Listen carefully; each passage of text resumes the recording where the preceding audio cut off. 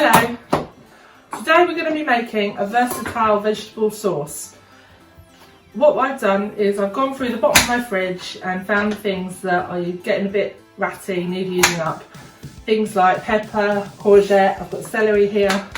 We're going to combine them all in together to be a lovely sauce that can be used in lots of different ways, and we'll be telling you all about that. Okay, so I've got a heavy bottom pan on the stove, quite a high heat to start with. I've put some olive oil in. You can use any vegetable oil that you've got.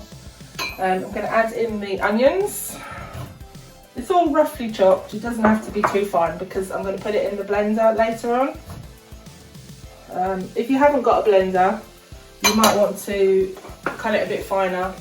And you could probably put it through a sieve or something, or just go with the chunky sauce. So I started off with the onions in there. I'm going to put the, I've got leeks in there. I've got some celery. Let's just move that around a bit. I need to find some garlic in a minute because I know Menard really likes things garlicky. So we're just going to saute everything together, soften it a little bit. So just moving the vegetables around.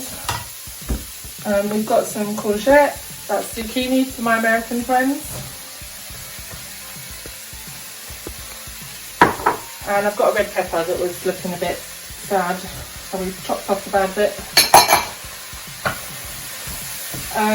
I've also done this with green onions, with shallots, mushrooms, radishes I've put in there. Any sort of soft vegetable. I wouldn't put root vegetables in really, but anything that you might put in a ratatouille, you can happily stick in here. Okay, I'm going to stick the lid on and we're just going to let it soften for a bit. Okay, so the vegetables have softened down quite a bit there and steamed a bit because I've had the lid on. I remembered these tomatoes which have got a bit soft. They weren't that nice for just eating in the salad, so we'll just chop them up, pop them in. I've got, I think, about 4 cloves of garlic here. Just you can add the amount that you like. If you haven't got fresh garlic, you can add powdered garlic or garlic puree. That would work. I'm going to add some herbs. We're running a bit low on our herbs at the moment, but I'm adding some thyme and some basil.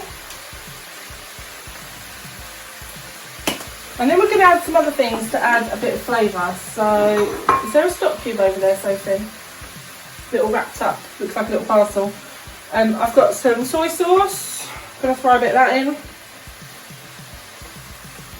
I've got a bit of balsamic vinegar. If you've got a bit of red wine kicking about, you can put that in. If you've got some homemade stock, throw that in. I've just got a random stock cube that I found in the back of the cupboard.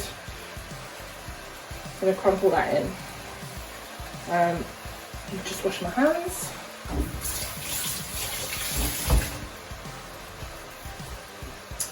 Sophie, could you pass me over the tomatoes? Do you want me to pour it in? Yeah, can you pour them in?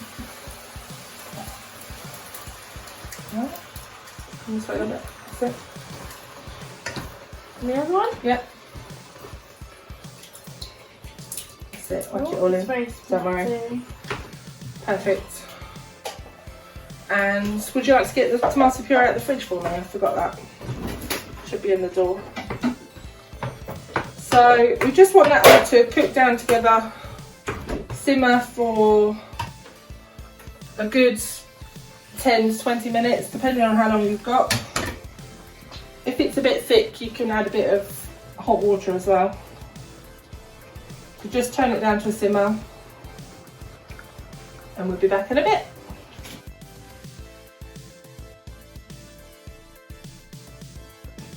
Okay, so I've just blended up the sauce. We've got a nice, lovely, thick, tomato looking, vegetable based sauce.